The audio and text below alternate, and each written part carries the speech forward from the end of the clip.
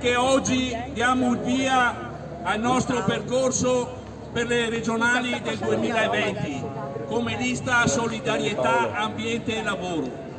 Abbiamo fatto una scelta radicale, la scelta di essere coerenti fra le parole e i fatti. La nostra proposta politica ha al centro i temi del lavoro, dell'ambiente e della solidarietà. In questi anni, 25 anni nella Regione Veneto, abbiamo ottenuto i grandi risultati. Il primo è quello di aver raggiunto il vertice in Europa per inquinamento, per malattie di apparati respiratori e malattie oncologiche derivanti dall'inquinamento. Abbiamo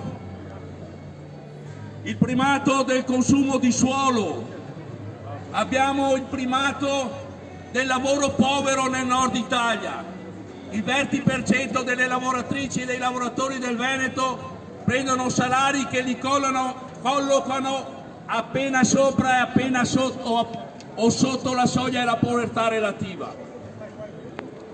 Ci dicono che bisogna andare avanti così, che bisogna continuare con questo modello di sviluppo, quello che la crisi del coronavirus ha mostrato nel suo pieno fallimento.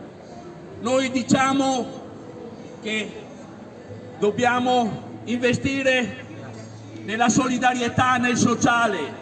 Già 100.000 posti di lavoro sono andati persi nel Veneto, altri centinaia di migliaia andranno persi nei prossimi mesi con la fine della cassa integrazione e del blocco di licenziamenti che il governo in qualche misura ha già annunciato. Non si può ripartire sulle basi di un'economia fondata sul turismo che non c'è più e non ci sarà nei prossimi anni. Non possiamo ripartire su un'economia fondata sulle esportazioni quando molti paesi, a cominciare dalla Germania, riportano le loro produzioni all'interno. Non si può ripartire se non si investe sulla sanità, sulla scuola, per la riconversione delle produzioni. È solo l'intervento pubblico, un fortissimo intervento pubblico su questi terreni, sul terreno del risanamento idrogeologico, sul terreno del disinquinamento della nostra terra, dell'aria che respiriamo, sulla riconversione delle produzioni, che è possibile una qualche ripresa delle attività produttive ed economiche, ed in particolare la possibilità di dare occupazione e posti di lavoro alle tante e i tanti che li perderanno. Molti ci chiedono perché non stiamo con il centro-sinistra, perché non siamo con Arturo Lorenzoni. La risposta è molto semplice: noi siamo coerenti tra le parole e i fatti, e la coerenza fra le parole e i fatti è che se diciamo no alle grandi opere sappiamo che non possiamo collocarci col centro-sinistra, che se diciamo no all'autonomia differenziata che divide il paese in zone povere e in zone ricche, non possiamo stare con chi l'autonomia differenziata l'ha sostenuta. Se diciamo che siamo contro la precarietà, non possiamo stare con quelli che la precarietà l'hanno votata in Parlamento, col Job Act, con il governo a guida del Partito Democratico. Se diciamo no alle Olimpiadi, che sono soldi buttati sul del cesso, e un altro disastro ambientale per la montagna che chiede ben altre risorse e ben altri investimenti, non possiamo stare con quei partiti che unanimemente in Parlamento hanno votato perché si facciano le Olimpiadi invernali a Cortina e a Milano nel 2026. Noi abbiamo questa cifra che ci distingue ed è quella della coerenza, e la coerenza è ovvio che è difficile, che molto spesso non paga, ma noi la politica la facciamo così, con la coerenza fra la parola e i fatti, come abbiamo fatto con la battaglia con le cittadine e i cittadini del Veneto contro l'infame legge regionale sulla casa.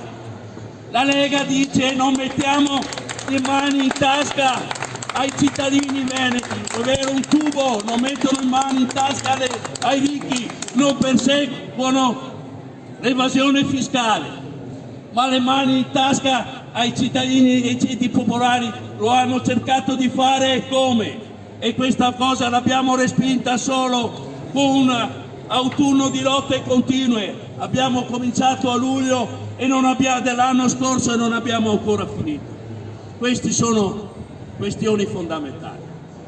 Diventa ovvio che non si può, come dire, andare nelle piazze davanti alle fabbriche a fare discorsi che non hanno poi sul piano della coerenza nessuna sostanza.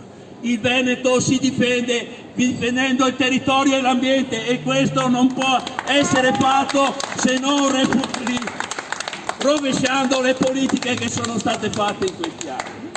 Vogliono la TAV non serve a un tubo, vogliono finire la Pedemontana, hanno buttato un sacco di soldi nel cesso. Prima erano già insufficienti i volumi di traffico previsti per pagare quell'opera. Adesso che i volumi di traffico si sono ridotti e lo saranno ancora nel prossimo futuro, i cittadini veneti si troveranno a pagare una cambiale firmata da questa regione a favore delle grandi imprese di costruzione delle banche. E questa cosa l'hanno voluta e fatta insieme, centrodestra e centrosinistra, come insieme hanno voluto l'autonomia differenziata di Zaia, che adesso ne fa il suo cavallo di battaglia. Noi siamo per l'autonomia, ma siamo per l'autonomia dei comuni che devono avere più risorse, siamo per la possibilità dei cittadini di decidere veramente su quelle che sono le questioni che li riguardano più da vicino. Questa è l'autonomia che ci hanno insegnato i maestri veri dell'autonomia, da Silvio Trentin ai teorici cattolici del Partito Popolare, che volevano l'autonomia dei comuni, il municipalismo, non volevano un altro centralismo da sovrapporre o contrapporre al centralismo statalista. L'autonomia dei territori, l'autonomia dei comuni, che è stata vigliaccamente soppressa perché i comuni non hanno più risorse, non hanno più mezzi, non hanno più quadri per poter fare il lavoro a cui sono chiamati. E questa è la battaglia che noi facciamo e faremo.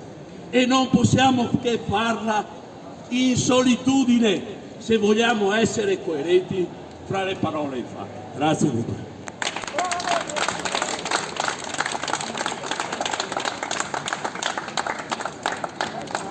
Ci sono i giornalisti se vogliono fare le domande al candidato presidente. Scusate, ma volevo dire una cosa, smentisco quello che ha detto Paolo Benvenuto perché non siamo soli e non siamo in solitudine e chiedo a tutti di aiutarci a raccogliere le firme. Siamo gli unici che devono raccogliere le firme per poterci presentare e le settimane che abbiamo davanti sono pochissime, perché sono 20 giorni per raccogliere 600 firme, 600-700 firme ogni provincia. Quindi chiediamo a tutti i cittadini di aiutarci.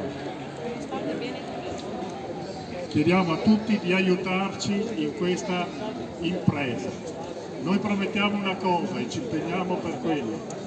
Se siamo eletti o non eletti è la stessa cosa per noi, perché porteremo avanti sempre quello che vogliamo, attuare la Costituzione repubblicana e antifascista, attuare l'articolo 3 che impedisce tutto lo scempio che è stato fatto in questi anni da chiunque è stato al governo. Noi vogliamo cambiare il sistema e le cose esistenti. Noi siamo rivoluzionari.